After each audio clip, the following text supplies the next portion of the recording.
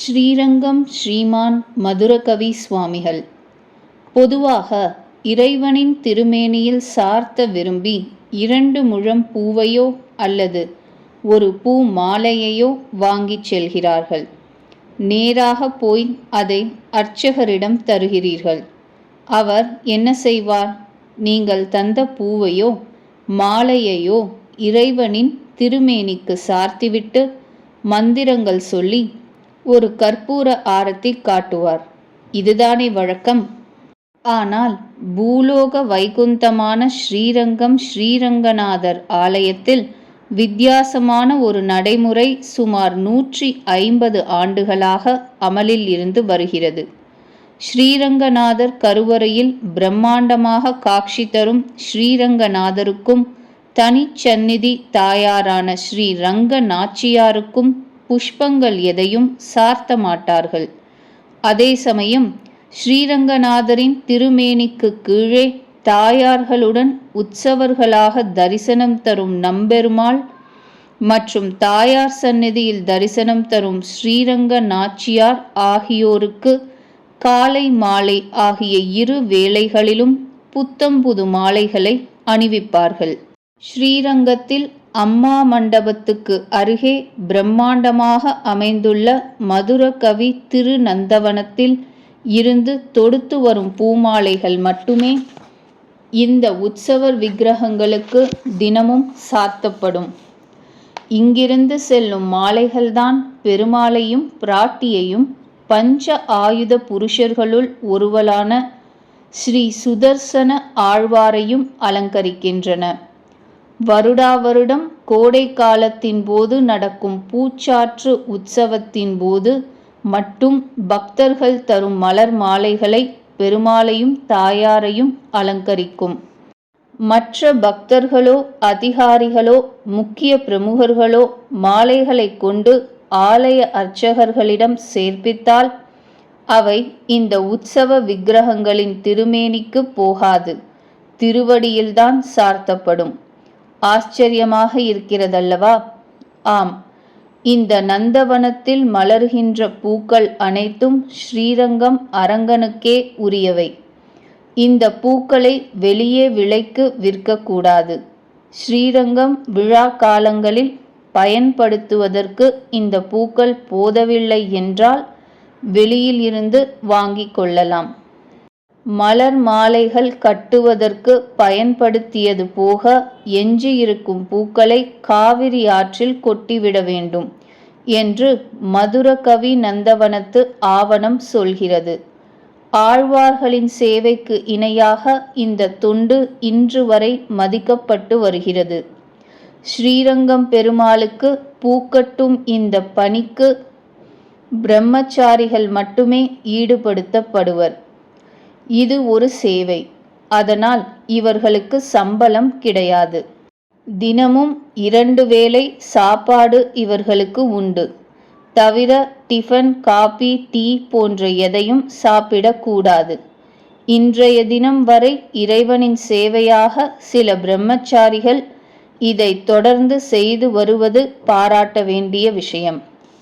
ஸ்ரீரங்கம் ஆலயத்தில் இருக்கும் அதிகாரிகளும் பெருமாளுக்கு கைங்கரியம் செய்யும் அர்ச்சகர்களும் இந்த சேவையின் மதிப்பையும் அந்தஸ்தையும் உணர்ந்து மதுரகவி நந்தவன அன்பர்களை போற்றி வருகிறார்கள். இப்படி உயர்ந்த ஒரு சேவை ஸ்ரீரங்கம் ஸ்ரீ ரங்கநாதர் ஆலயத்தில் இன்றைக்கும் நடந்து வருகிறதென்றால் அதற்கு காரணமாக இருப்பவர் மதுரகவி சுவாமிகள் என்பவர். வாழ்நாள் முழுதும் பிரம்மச்சாரியாகவே இருந்து ஸ்ரீ ரங்கநாதருக்கு மாலைகளை தயார் செய்தல், ஸ்ரீரங்கம் தங்க விமானத்தை புதுப்பித்தல் என்று ஸ்ரீரங்கம் சம்பந்தப்பட்ட பணிகளையும் இன்ன பிற ஆன்மீக பணிகளையும் ஆற்றி தன் வாழ்நாளை செலவழித்தார். இந்த மகானின் திருவரசு அதாவது திருச்சமாதி நந்தவனத்துக்கு எதிரிலேயே அமைந்துள்ளது. மலர் மாலைகளை தயார் செய்து ஸ்ரீரங்கம் ஆலயத்திற்கு அனுப்பும் இந்த கைங்கரிய பணி எப்படி மதுரகவி சுவாமிகளுக்கு வந்தது? சுவாமிகளின் அவதாரத்திலிருந்தே வருவோம். 1846 வருடம் தைப்பூரத்தன்று ஸ்ரீரங்கம் வீரேஸ்வரத்தில் அரங்கப்பிள்ளை ரங்கநாயகி அம்மாள் தம்பதிக்கு புதல்வனாக அவதரித்தார் சுவாமிகள். வைணவத்தில் மிகுந்த ஈடுபாடு கொண்ட குடும்பம் என்பதாலும் ஸ்ரீரங்கம் அருகே அவதரித்ததாலும் திருவரங்கத்தில் உறையும் ஸ்ரீ ரங்கநாதர் மீது அளவில்லா பிரியம் கொண்டிருந்தார் மதுரகவி சுவாமிகள். சுமார் 9 வயதான காலத்திலேயே இந்த பக்தி அவருக்குள் ஊற்றெடுக்க ஆரம்பித்தது. தெருவில் ஸ்ரீ ரங்கநாதர் உலா வந்தால் போதும், அதில் 2 கலந்து விடுவார் மதுரகவி. ஊர்வலத்தின் பின்னாலேயே பெருமாளுக்கு துணையாக உடன் செல்வார். அவ்வப்போது பெருமாளையே வைத்த கண் வாங்காமல் பார்த்து கொண்டிருப்பார். ஸ்ரீரங்கனின் கம்பீரமான அழகும் கண்களை கூசச் செய்யும் நவரத்தின ஆபரணங்களும் திருமேனியில் நறுமணம் வீசும் மலர் மாலைகளும் சிறுவனான மதுரகவியை மிகவும் பரவசப்படுத்தின. கிட்டத்தட்ட பெருமாளுடன் பேசவும் கூடிய ஒரு பாக்கியத்தை பெற்றார் மதுரகவி. தலையில் துலங்கும் கம்பீரமான மகுடத்திலும் முன்னெற்றியில் பளிச்சிடும் கருமையான கஸ்தூரி பொட்டும் அபயம் அருளும் வலது திருக்கரமும் கதையை தாங்கி பிடிக்கும் இடது திருக்கரமும் கொண்டு அந்த மாலவன் ஸ்ரீரங்க வீதிகளில் வலம் வரும்போது பித்து பிடித்தாற்போல் அவனை பின்தொடர்ந்தே செல்வார் மதுரகவி. அது ஒரு வைகுண்ட ஏகாதசி காலம்.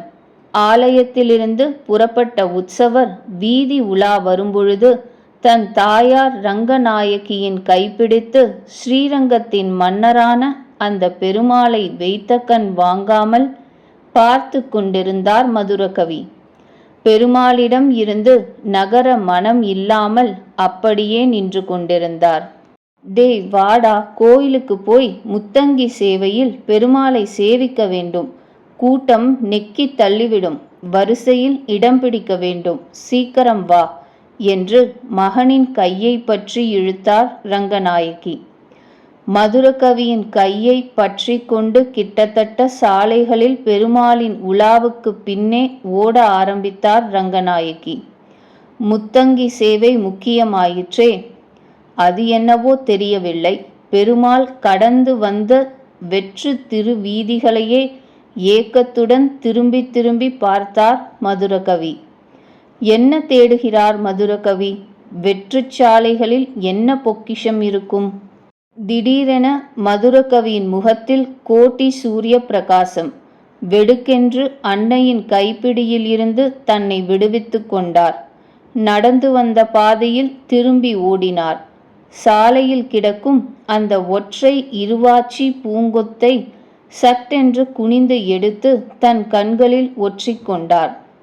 தலைமேல் வைத்து கொண்டார். ஆனந்த கூத்தாடினார். இது நடந்த வருடம் 1855. பெருமாளுக்கு அணிவிக்கப்படும் மாலைகளின் மேல் மதுரகவிக்கு ஈடுபாடு வந்த இன்னொரு கதை.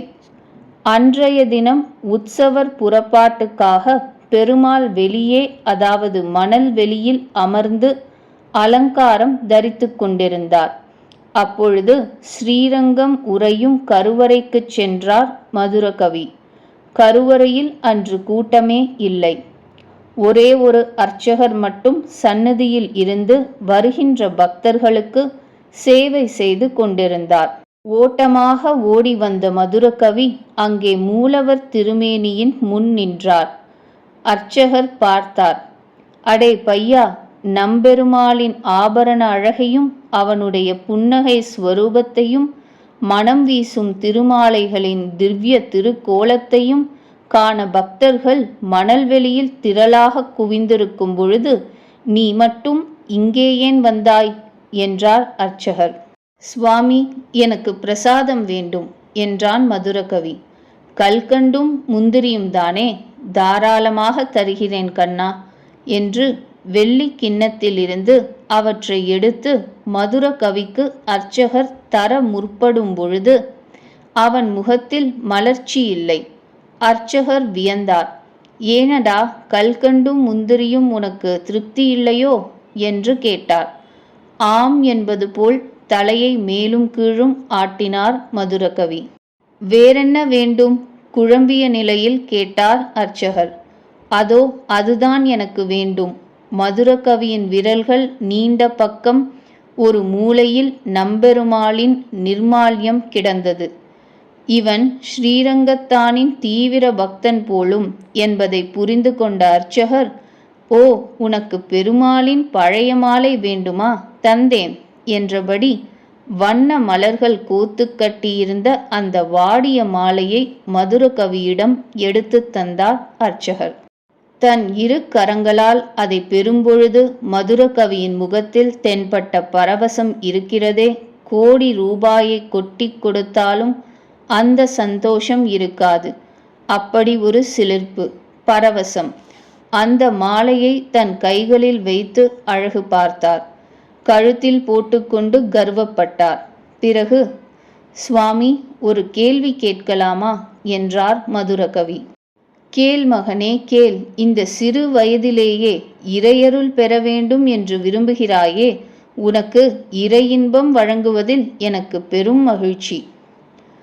பெருமாள் அணியும் இந்த மாலைகளை எல்லாம் தொடுத்து தருவது யார் என்றார் மதுரகவி. இதோ இங்கிருந்து ஓரிரு காத தூரம் நடந்தாயானால் காவிரி வரும். அதன் கரையை ஒட்டி வேங்கடாச்சல ராமானுஜதாசர் திருநந்தவனம் இருக்கும். அங்கு வசித்து வரும் திருநந்தவன குடிகள் என்று அழைக்கப்படுகிற ஏகாங்கிகள்தான் இத்தகைய மாலைகளை தினமும் தொடுத்து பெரும் சேவையாக பெருமாளுக்கு அனுப்பி கொண்டிருக்கிறார்கள். ஏகாங்கி என்பவர் யார்? மதுரகவி தன் சந்தேகத்தை கேட்டார். உன் அப்பனை போலும் என்னை போலும் அல்லாதவரே ஏகாங்கி, அதாவது கட்டை பிரம்மச்சாரி. திருமணம் கூடாது. சிந்தையே ஸ்ரீ ரங்கநாதனிடம் மட்டுமே வைக்க வேண்டும். தினமும் நந்தவனத்தில் பூ பறிப்பது, பின் அதை மாலையாக தொடுப்பது, அவற்றை சேகரித்து கொண்டு இந்த ஆலயத்தில் சேர்ப்பது, இவையே ஏகாங்கிகளின் வேலை. இறைவனின் அடியவர்கள் அவர்கள். அர்ச்சகர் அவனுக்கு இவ்வாறு புரிய வைத்தார். சுவாமி, நானும் ஏகாங்கி ஆக முடியுமா? ஏக்கத்தோடு கேட்ட மதுரகவியை இனம் புரியாமல் பார்த்து, நீயெல்லாம் இல்லறத்தில் வாழ பிறந்தவன். உன் அப்பா அம்மாவுக்கு இந்த விஷயம் தெரிந்தால் ஏதோ நான் தான் உன் மனதை கெடுத்து விட்டதாக சொல்லிவிடுவார்கள். உடனே இங்கிருந்து புறப்படப்பா என்று மதுரகவியை விரட்டாத குறையாக அனுப்பி வைத்தார் அர்ச்சகர். பெருமாளுக்கு பூக்கட்டும் பாக்கியமும் மதுரகவி சுவாமிகளுக்கு ஒரு தினம் வந்தது. ஸ்ரீரங்கம் ஆலயத்தில் பந்தம் பிடிப்போர், கட்டியம் கூறுவோர் போன்றோர் இருந்தனர். இவர்களை சாத்தாத வைணவர்கள் என்று அழைப்பர். அதாவது உடலில் பூநூல் சாத்தி இருக்க மாட்டார்களாம்.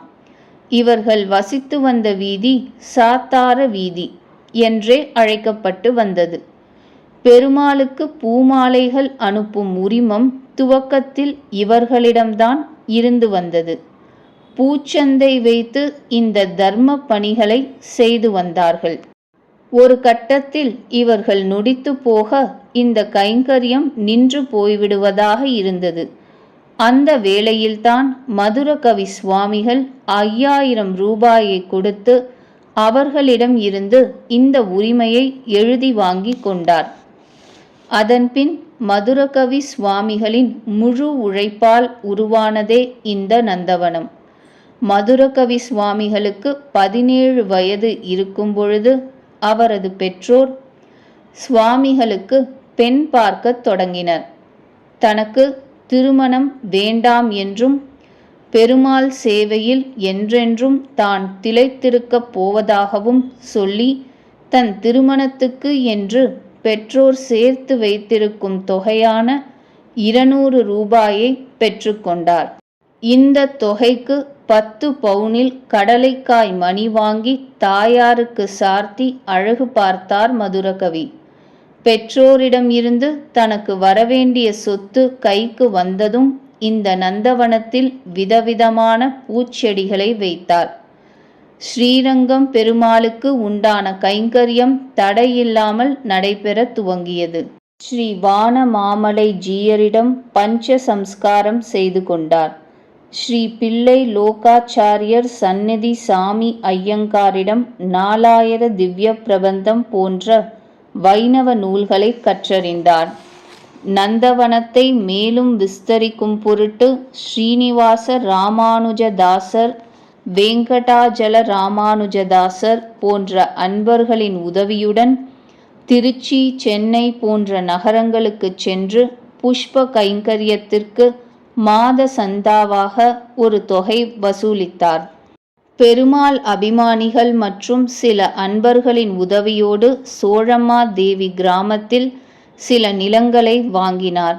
நந்தவனத்தை அடுத்து சில தோட்டங்களையும் வாங்கி புஷ்ப கைங்கரியத்தை விரிவுபடுத்தினார். ஸ்ரீரங்கம் அம்மா மண்டபத்திற்கு அருகில் காணப்படும் இந்த திரு நந்தவனமும் சுவாமிகளின் திருவரசும் தரிசிக்க வேண்டியவை. மலர் தோட்டங்களுக்குள் செருப்பணிந்து செல்லக்கூடாது. மலர்களுக்கு விடுவதற்கென்றே இருக்கும் நீரில் வாய் கொப்பளிக்க கூடாது. இப்படி சில நிபந்தனைகள் இன்றளவும் காத்து வருகிறார்கள். மஞ்சள், சிவப்பு, வெள்ளை, பச்சை என அனைத்து நிறங்களிலும் இங்கே மலர்கள் மலர்கின்றன. துளசி, விருக்ஷி, சம்மங்கி, மாசி பச்சை, நந்தியாவட்டை, துளசி பட்டு ரோஜா, மனோரஞ்சிதம், மகிழம்பூ, குருக்கத்தி, பாதிரி என்று எண்ணற்ற பூவகைகள். பட்டு ரோஜாவில் முள் அதிகம் இருக்காதாம். பெருமாளுக்கு சிரமம் இருக்கக்கூடாது என்பதற்காக இந்த பட்டு ரோஜாவை பார்த்து பார்த்து வளர்க்கிறார்கள். தினமும் அதிகாலை வேளையில் சுமார் 10 பிரம்மச்சாரிகள் மாலை கட்டும் இந்த மண்டபத்துக்கு வந்து விடுகிறார்கள். அவர்களில் சிலர் பூக்குடலை எடுத்துச் சென்று பூ பறித்து வருகிறார்கள். மலமளவென பணிகள் முடிந்தபின் அரங்கனின் சந்நிதிக்கு அவை செல்கின்றன. தினமும் சுமார் 16 மாலைகள் இரு வேளைகளில், அதாவது மொத்தம் 32 மாலைகள் ஸ்ரீரங்கம் கோயிலுக்கு செல்கின்றன. இதெல்லாம் சாதாரண நாட்களில். விசேஷ நாட்களில் மதுரகவி நந்தவனத்தின் பங்கு மிகவும் அதிகம். சித்திரை, தை, மாசி, பங்குனி ஆகிய 4 மாதங்களில் நடக்கும் திருவிழா காலங்களில் 44 நாட்கள் அலங்காரமான மாலைகள் செல்லும். தெப்ப உற்சவத்தின் பொழுது திருநந்தவன குடிகள் தயாரிக்கும் தெப்ப மாலைகள் பிரம்மாண்டமானவை, பெருமளவில் பேசப்படுபவை. தவிர ஆழ்வாராதிகளின் திரு நட்சத்திரத்தன்றும் விசேஷ மாலைகள் செல்லும். மதுரகவி சுவாமிகளால் மேற்கொள்ளப்பட்ட ஊறுகாய் சேவையும் ஸ்ரீரங்கம் ஆலயத்தில் நடந்து வருகிறது. பெருமாளுக்கு மதிய பிரசாதமாக பெரிய வச்சரம் என்றும் கூறுவர் வெள்ளை சாதம், ரசம், கீரை, ஊறுகாய் போன்றவை நிவேதனம் செய்யப்படும். இதில் ஊறுகாய்க்காக பெருமாளுக்கு தினமும் 10 எலுமிச்சம் பழங்களும் தாயாருக்கு 5 எலுமிச்சம் பழங்களும் நந்தவனத்தில் இருந்து கொடுக்கப்படுகின்றன. இந்த சேவைகள் மட்டுமல்ல, ஜீரணமாகி போயிருந்த தன் தங்க கூரையையும் புதுப்பிக்க ஸ்ரீரங்க பெருமாள் மதுர கவியைத்தான் தேர்ந்தெடுத்தார். 1891 ஆண்டில் ஸ்ரீரங்கம் கோயிலில் இருந்த அர்ச்சகர்கள் சுவாமி ஸ்ரீரங்கநாதனுடைய விமானங்களிலும் பத்மத்திலும் போட்டிருந்த பொன் தகடுகள் மிகவும் ஜீரணம் ஆகிவிட்டன. தாங்கள்தான் முயற்சி எடுத்து இதை புதுப்பித்து தர வேண்டும் என்று கேட்டுக்கொண்டனர். முதலில் பயந்து போன சுவாமிகள், அதற்கெல்லாம் நான் ஆளில்லை, எனக்கு புஷ்ப கைங்கரியம் மட்டும்தான் தெரியும், இதற்கெல்லாம் பணம் வசூல் பண்ண வேண்டும், அவ்வளவு பெரிய தொகையெல்லாம் என்னை நம்பி யார் கொடுப்பார்கள், என்னால் ஆகாது என்று மறுத்துவிட்டார் மதுரகவி. விடுவாரா அரங்கன்? அன்றிரவே மதுரகவியின் கனவில் தோன்றி, ஏன் உன்னால் முடியாதா? கையில் காசு இல்லை என்றால் திருப்பணி செய்ய மறுத்துவிடுவாயோ? நீதான் ஆரம்பிக்க வேண்டும். இது என் பணி. என் பெயரால் பணியை துவங்கு. தானாக முடியும் என்று சொல்லி தன் திருக்கரத்தை மதுரகவியின் சிரசில் வைத்து ஆசி வழங்கி மறைந்தார் எம்பெருமான். மறுநாள் தன் குருநாதரான குவளைக்குடி சிங்கம் ஐயங்காரை சந்தித்து விமான திருப்பணியையும் அரங்கன் கனவில் வந்த விஷயம் பற்றியும் சொன்னார். பெருமாளின் திருவுளப்படியே திருப்பணியை துவங்கு. இதோ முதல் உபயம் நான்தான் என்று சொல்லி ஒரு பித்தளை குடத்தில் 10 ரூபாயை போட்டு கொடுத்தார். 5 வருடங்களில் தேசம் முழுக்க அலைந்து 80,000 ரூபாய் திரட்டி விமான திருப்பணிகள் நடந்து 1903 மிகப்பெரிய குடமுழுக்கும் நடந்தேறியது. அந்த காலத்தில் 80,000 ரூபாய் என்பது சாதாரணம் அல்ல என்பதை நினைத்து பார்க்க வேண்டும். இதற்கு அடுத்த ஆண்டு, அதாவது 1904 குரோதி வருடம் ஐப்பசி மாதம் நம்பெருமாள் ஊஞ்சல் உற்சவத்தின் 7ஆம் நாள் நந்தவன கோஷ்டிகளுக்கு பிரசாதம் விநியோகிக்கப்பட்டன. மதுரகவி சுவாமிகளும் அதை ஏற்றுக்கொண்டார். அன்றைய தினம் இரவு சுமார் 11 மணிக்கு ஆச்சாரியனின் திருவடியை அடைந்தார்.